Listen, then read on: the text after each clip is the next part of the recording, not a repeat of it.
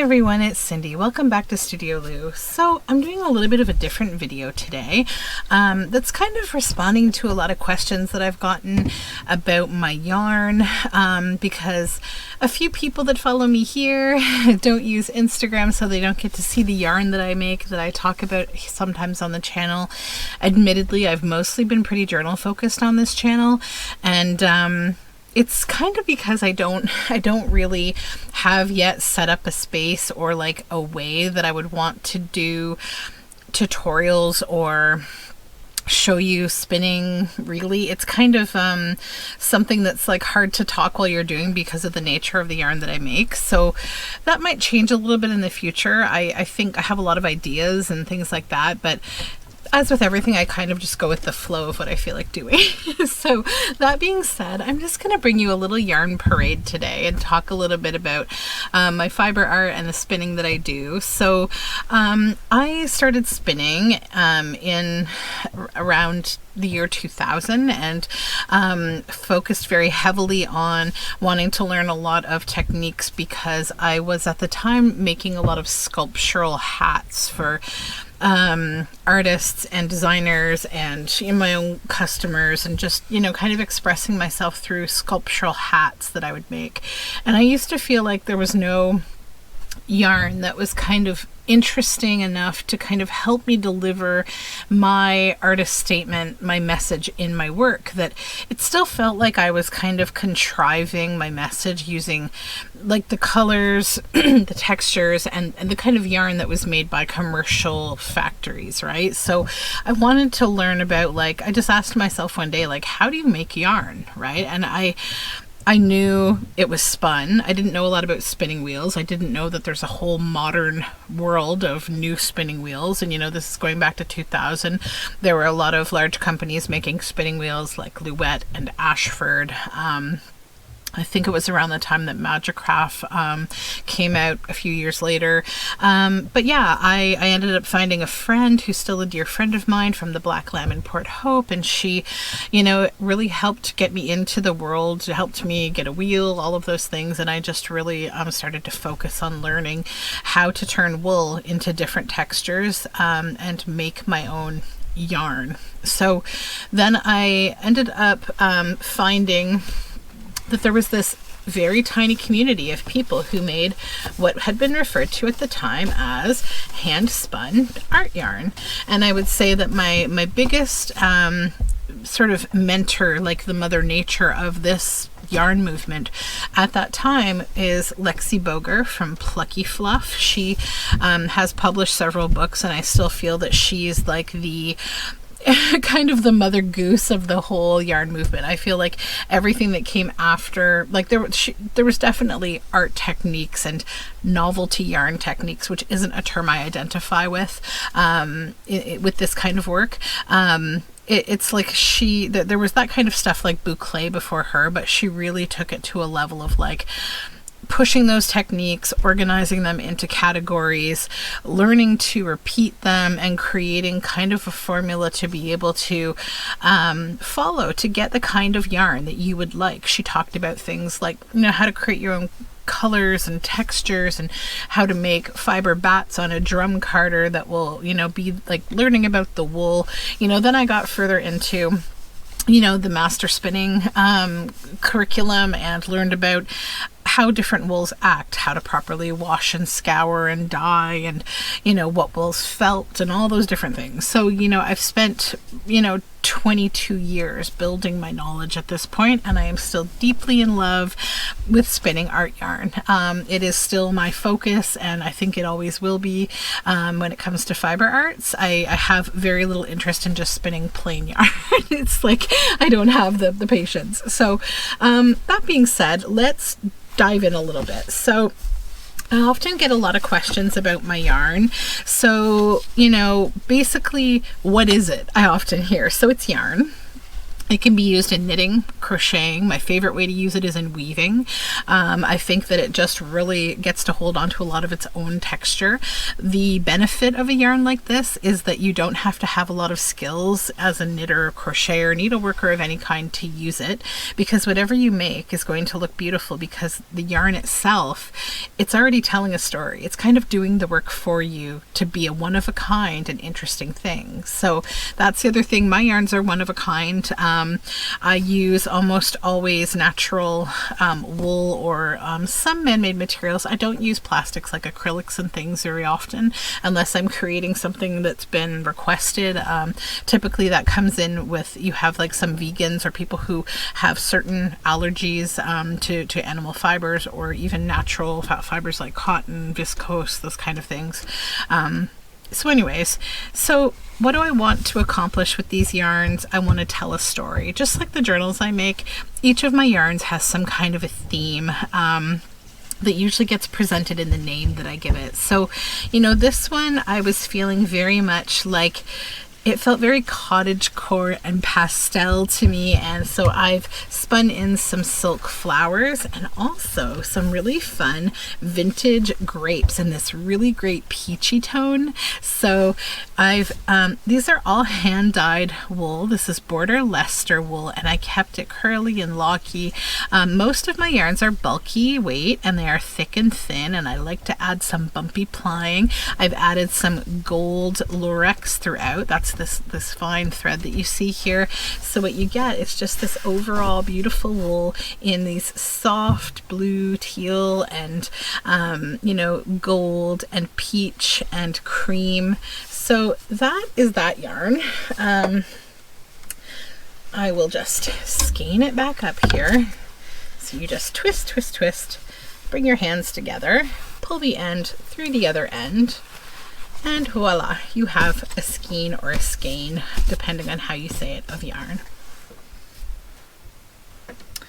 So then another yarn that I love to make, that I've made many times, it's become one of my signature yarns, is my Gnomes Wonderland yarn. So I always spin this in greens. These are all wools, and I add these little sweet vintage gnomes and these little plastic mushrooms. And sometimes I add animals and little sprigs of grass and things like that. So that is my little Gnomes Wonderland, or Secret Life of Gnomes, as I like to call this yarn. So that's that one. I guess I'll set them over here when I've showed them to you. And then this week I spun up this spring yarn. So I had showed you in one of my recent thrift hauls, I found some shredded wool fabric. So I thought it would be really fun, and I spun it into this, and I added these little felted bees, these cute little eyes. And this is spun from my own hand-dyed merino tencel. That's that shiny that you see. You see the shiny, and then merino wool that I've dyed in all different colors. And then there's actually also a little bit of hemp in there. So this kind of blonde looking color is actually hemp. And this week, there's the other one. Hold on. My daughter's been very, very, very into all things Studio Ghibli lately. So I decided I would spin a couple of yarns that were Totoro themed. So I got these sweet little miniature itty bitty Totoros. And we also have a few other characters in here. We have this little girl, and we have a cat bus in here somewhere. Here he is. Here's Cat Bus. And they're just the sweetest little things. So I did one that was Totoro's River Valley. So I added lots of blues. And then this was Totoro's Magical Bamboo Garden. So it's very much in greens. So right now I don't have a lot, if any, yarn in my shop, and the reason is because I'm trying my best to spin up sort of a little army of yarns for a show that I have upcoming in June, I believe. It's the Kawartha Fiber Festival or Fiber Market. And so I've also just restocked my local yarn shop that carries my yarns, which is Knittimatic, that you can find on Bloor Street in Toronto, or knittimatic.com. And she sells my yarns. It's my very good friend who we've had a relationship for many, many years now, and she's a great supporter of my work, and I really love her. And she's got a beautiful shop. She has her lovely lovebird Grow that she keeps there, or Grew, and he is this beautiful little lovebird, and he sits on her shoulder, and he's the sweetest little bird. And her color sense, her whole store, if you imagine this cozy little table and all of these cubes of beautiful colored yarns all around, and fun accessories and things, and all of her beautiful hand knits showing you how to make different things. She's also really very supportive of new people learning to knit and crochet, and I can't say enough good things about her. So this yarn is spun from, a couple weeks ago did a lot of dyeing of merino tensile because I love it. It's just got this lovely shine to it, and it's a beautifully soft blend. So this one is like pinks and golds, and has a lot of different variants of like these oatmeal and pink kind of colors. And then in this one, I've added my freeform felt flowers, which have these irregular fun shapes, and they're made from all different wools. And the way that they're made actually kind of goes back. It's a little story from my days, like, I don't know, probably over 10 years ago now, when the website Ravelry.com first came out. I was super, like, I administrated, I think, like 20 different groups, and I arranged so many things, but the most special one to me was the Novelty and Art Yarn spinning group. And I met so many, like, who are lifelong friends now in that group, and collaborated, and I did a lot of projects like where I hosted something called Fiber Friday, which I would give a theme every week, and then on Friday everyone would post their yarn. So say if the theme was ocean, everyone would be posting like their blue and oceany yarns. And I mean, it was just a really fun collaborative group, and I miss it. I miss like the days before the internet was kind of only social media. It wasn't anything more engaging than that for real. So that being said, my girlfriend Karen Barnaby, who's an amazing chef from Vancouver, BC, she came up with this really cool technique for making these felted sort of freeform felts. And you just basically take a whole bunch of all different wools, little bits, little handfuls, and you kind of jumble them all up, throw them in a pillowcase with a little bit of soap and water, run them through like your washing machine on the gentle cycle inside a pillowcase that's been closed up with a good strong elastic. Then pull them out, pull them apart, jumble them around again, and throw them in the dryer on the gentle cycle until they have somewhat dried. And then what happens is all the wool felts together. And because you've used different things, like I've used, this is some silk, this is wool, these are locks, these are, some more farmy kind of really feltable wool, all different things. You get these amazing textures. Like you see here, there's some sari thread silk waist. Like, it's such a fun technique. And when you open it up, you have no idea what to expect. So it's a lot of fun.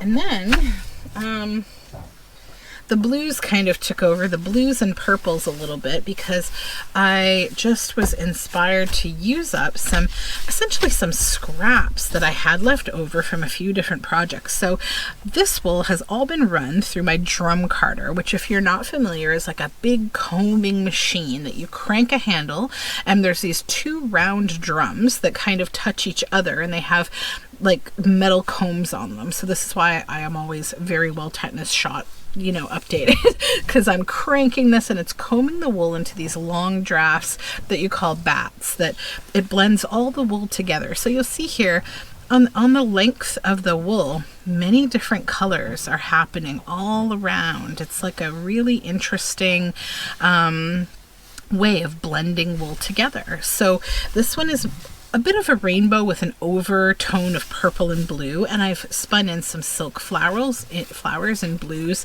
and purples and a bit of pink and a bit of gray, and overall it's just a fun kind of warmth on a rainy day kind of yarn.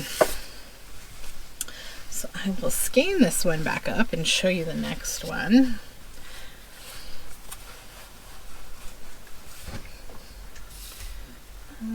So then another in the blues. So this one, I wanted to use up a lot of the locks that I've dyed for some beautiful fleeces. So this one has actually some incredible hand-dyed silk in it, and I love the texture. I actually have more of my hand-dyed merino tencel here, hand-dyed locks. All of the wool, the colors you see here are my own dye work. I do a lot of dyeing, which is why often my hands are a complete mess, because I'm either dyeing wool. I mean, I wear gloves. I definitely wear gloves for almost everything that I do with color, because you don't want any of that on your skin. But sometimes I don't, when I want to do like natural dyeing where I'm not using any harmful mordants or you know, pigments of any kind, but you know, still my hands get stained even accidentally. So then we have some Angelina in copper here. It's a metallic, very fun, shiny little fiber that you can add a lot of interest to your yarns with. So this one is so bouncy and soft, and that's kind of what I try to go for with most of my yarns. I want like a really bouncy, soft and fun yarn. These are great for making cowls, hats, or using like in the yoke of a sweater, or I mean, there's just so many projects that are great with this kind of yarn. And then I was doing a lot of iron and rust dyeing, and then these kind of colorways just sort of came to me, and I bring them together because they both kind of represent for me the stages of creating rust and printing with rust. So the first one is obviously this fresh rusty tone of when like you've found some very rusty metal and you've got this orangey rusty tone to it. And I added some of my, again, hand-dyed merino tencel in this peach, purple, and like the cream of the undyed tencel in with that rusty tone with some pinks and a bit of yellow, and I just really love this. It feels very like almost like a monarch in a garden or something. And then this one is like the later stage of rust dyeing, when you go to make eco-printed fiber or, you know, cloth or paper. So this one is like your blues and your copper tones when they've gone to a patina and they've tinged. Like you have a little bit of rustiness left, but mostly you're left with this patina. And I added these little coppery glass beads that are cut like a crystal to this yarn, just because I feel like they kind of pop out of all those hand-dyed locks. So I'll just set those aside. I'll skein them afterward. And then I have one more to show you. So this is my little hummingbird yarn. So I have this lovely little hummingbird. Now he's not spun into the yarn. He's on a wire. So sometimes I create a yarn like this where I've used something that is a small usable thing that could be like a brooch on a project, and then I will spin a whole yarn around that theme. So for me, I was like greens and pinks and cream and, you know, all things hummingbird colors, but it's pops of yellow. And then I had these little wool fabric flowers that I added, and some pink silk flowers, and then some nice glitzy. This is actually the Easter basket grass that's very fine, and I love adding that for a little bit of interesting texture. And then there's some little silk neps here, these little bitty bobs, and then I add this on here. I've just wired it onto the yarn so that for whomever purchases this yarn, they can knit themselves, you know, a little shawl or a scarf or a cowl, and then they can use this as a brooch on the project, or they can use it for something else. But for me, it's kind of integral to the project. So yeah, that's the little quick summary of what's going on with me with my yarn production right now. Why there isn't yarn in the shop. There will be yarn in the shop though. It's going to be coming. So I just have to build up a little army so that I have some yarn for the show that I'm doing. I'm not doing a lot of shows right now because I'm not really comfortable with like the dropping of mask mandates and large public places. I'm very much going to be masked. So if you want to see me at any show, you will definitely definitely see me in a mask because I care about public health and want everyone to be safe and happy and healthy. So yeah, I just wanted to show you a little bit of yarn for once, and I hope you enjoyed this little yarn parade. If you liked this, let me know. I can do it again when I spin a few more yarns if you're interested in seeing them, because I know not everyone uses, like, you know, other methods of social media, and primarily I do share yarn on Instagram. So anyhow, that's it for me. You can find all my social media links down below in the description box, and thank you so very much for joining me. Have a great day.